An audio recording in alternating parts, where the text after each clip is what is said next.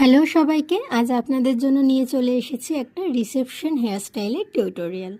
এর জন্য প্রথমে হেয়ারটাকে ভালোভাবে ক্রিম্প করে নিতে হবে। এখানে আমরা আইকনিকের ক্রিম্পার ইউজ করেছি। হেয়ারটা ভালোভাবে ক্রিম্প করা হয়ে গেলে হেয়ারের সেকশনগুলোকে আলাদা আলাদা করে পাফটাকে রেডি করতে হবে। পাফের জন্য টেলকামের সাহায্যে এক একটা হেয়ারের সেকশন নিয়ে সেটা ব্যাককম করে করে এখানে পাফটা রেডি করেছি। এখানে আমি টাফটের ল্যাকোয়া স্প্রেটা ইউজ করেছি।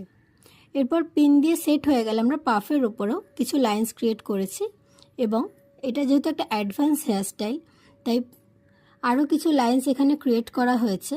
আচ্ছা, লাইন্সের ক্ষেত্রে একটা টিপস দিয়ে রাখি, লাইন্সগুলো কিন্তু 2 আঙ্গুলের সাহায্যে খুব হালকা হাতে করতে হবে, যাতে একটা লাইনের থেকে আরেকটা লাইনের দূরত্ব 1 আঙ্গুলে থাকে, অতিরিক্ত দূরত্ব না হয়ে যায়।